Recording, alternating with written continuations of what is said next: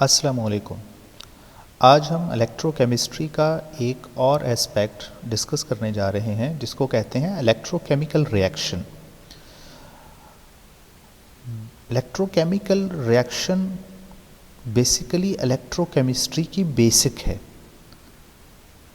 Electrochemistry को अगर हम डिफाइन करें तो इसके अंदर क्या होता है?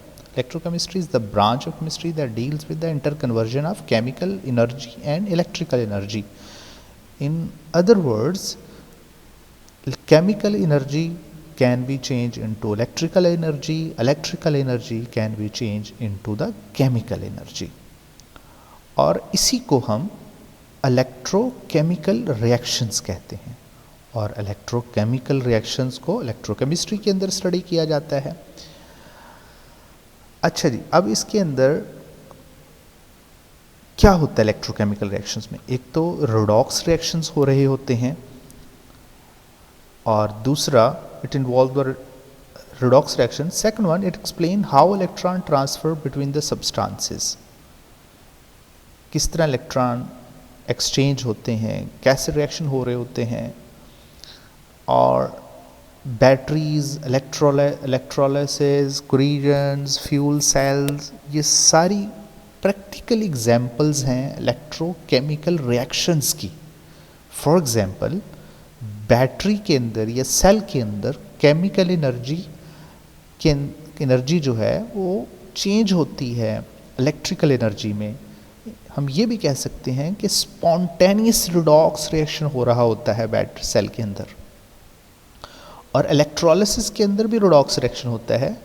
इसके अंदर हम इलेक्ट्रिकल सप्लाई देते हैं और इलेक्ट्रिकल एनर्जी से को केमिकल रिएक्शंस करवाए जाते हैं। इसकी एग्जांपल्स है इलेक्ट्रोप्लेटिंग है, कोरिजन से बचने के लिए मेटल्स के ऊपर किसी दूसरी मेटल्स की प्लेटिंग की जाती है ताकि उसकी कोरिजन ना हो। इसके अलावा इंडस्ट्रियल स्केल पे सोडियम मेटल्स, जो सोडियम हाइड्रोक्लोराइड के ब्राइन सोल्यूशन से सोडियम क्लोराइड के मोल्टन फॉर्म से निकाला जाता है सोडियम मेटल, वो भी इलेक्ट्रोलिसिस रिएक्शन की वजह से होता है। इसी तरह सोडियम हाइड्रोक्साइड यानी कास्टिक सोडा की जो मैन्युफैक्चरिंग है इंडस्ट्रियल स्केल पे, वो भी इलेक्ट्रोलिसिस की एक एग्जांपल है। अच्छा जी, बैटरी का बेसिक यूनिट जो होता है वो सेल होता है। सेल वो डिवाइस है बेसिकली जिसके अंदर केमिकल रिएक्शन होता है और इसके अंदर स्पॉन्टेनियस ऑक्सीडेशन रिडक्शन रिएक्शंस हो रहा होता है और जिसकी वजह से इलेक्ट्रिकल एनर्जी या इलेक्ट्रिसिटी हमारे लिए प्रोड्यूस होती है। ठीक है जी। अच्छा, ये इसका जो प्रीमियर या ओल्ड वर्जन है सेल का, जो सबसे पहले जिन साइंटिस्ट ने इसको डिस्कवर किया था, बनाया था, उनके नाम पे इसका नाम रखा गया है गैल्वेनिक सेल और वोल्टिक सेल। वोल्टा या गैल्वेनी, ये दो साइंटिस्ट थे जिन्होंने सबसे पहले सेल पे काम किया था। अच्छा, इस सेल के बेसिक यूनिट क्या हैं? इसमें डायग्राम में आप देख सकते हैं कि सेल के अंदर मेन दो कंपार्टमेंट्स होते हैं। एक एनोड कंपार्टमेंट होता है, दूसरा कैथोड कंपार्टमेंट होता है। और एनोड कंपार्टमेंट के अंदर भी एक सॉल्यूशन होता है और कैथोड डिपार्टमेंट के अंदर भी एक सॉल्यूशन होता है। और उस सॉल्यूशन के अंदर इलेक्ट्रोड्स डिप किए हुए होते हैं और उन दोनों सॉल्यूशंस को एक साल्ट ब्रिज के ज़रिए कनेक्ट किया हुआ होता है। ठीक है जी। और इन्हीं दोनों इलेक्ट्रोड्स को आउटर सर्किट्स के ज़रिए भी कनेक्ट किया होता है और इस ताकि इलेक्ट्रिकल की सप्लाई इसी वायर के ज़रिए प्रोवाइड की जाती है। अच्छा जी, अब क्या होता है इसके अंदर? अब हम इसको डिटेल से पढ़ें। ये एक सेल की एग्जांपल है, इसके अलावा और भी सेल हैं जिनकी हम एग्जांपल डिस्कस कर सकते हैं। तो इसके अंदर सपोज करें कि हमारे पास एक कॉपर इलेक्ट्रोड है और कॉपर इलेक्ट्रोड जिस सॉल्यूशन में डिप है वो कॉपर आयन का सॉल्यूशन है। मे बी वो कॉपर नाइट्रेट हो सकता है, वो कॉपर सल्फेट का सॉल्यूशन हो सकता है।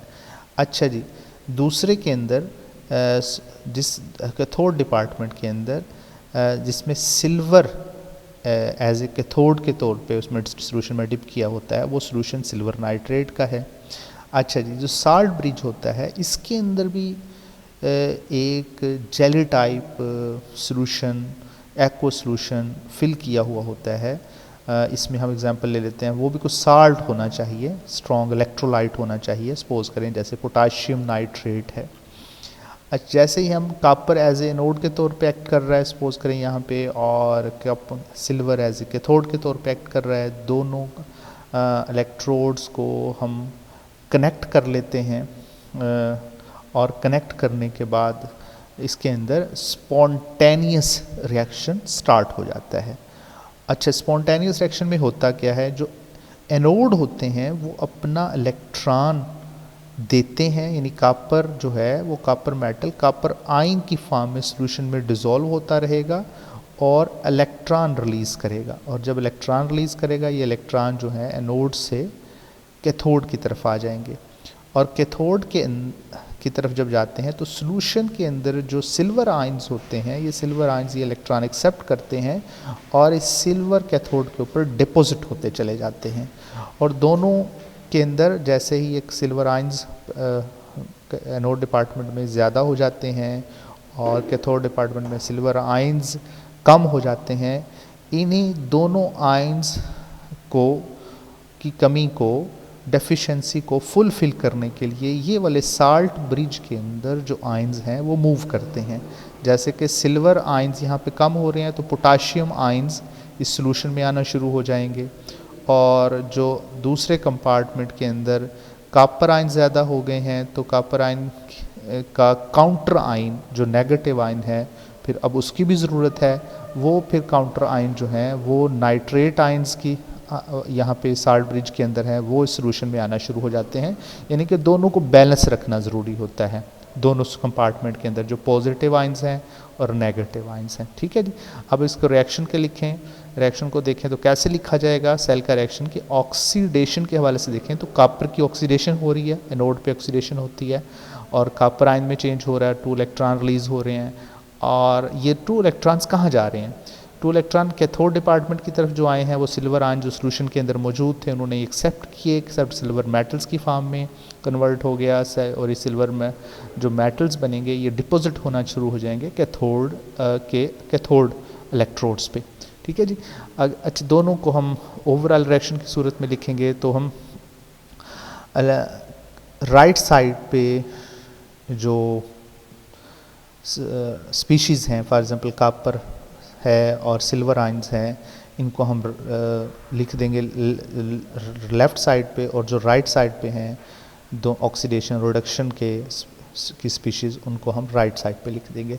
अच्छा, सेल नोटेशंस क्या है कि सेल को कैसे हम रिप्रेजेंट करते हैं, तो लेफ़्ट साइड पे एनोड वाला पार्ट लिखा जाता है और राइट साइड पे कैथोड वाला पार्ट लिखा जाता है। अच्छा, इसमें कैसे लिखना कैसे है कि जो इलेक्ट्रोड था कॉपर इलेक्ट्रोड वो चेंज हो गया कॉपर आयन में, और दरमियान में हमने एक स्लैश डालना है, सॉरी लाइन लगानी है, बिल्कुल वर्टिकल एक छोटी सी लाइन लगानी है। और राइट साइड पे देखें तो सिल्वर आयंस जो हैं वो कन्वर्ट होते हैं after accepting electron silver metal के अंदर। ठीक है, सिल्वर एटम्स के अंदर जो डिपॉजिट होता शुरू हो जाते हैं, तो उसके दरमियान में भी एक वर्टिकल लाइन लगानी है। अब ये वाला पार्ट जो है, ये वाला पार्ट सारे का सारा ये एन ऑक्सीडेशन वाला पार्ट है, यानी कि एनोड कंपार्टमेंट था, इसको हमने लिखा लेफ़्ट साइड पे, और ये वाला कंपार्टमेंट जो था जिसके अंदर रिडक्शन हो रही थी उसको हमने लिखा राइट साइड पे।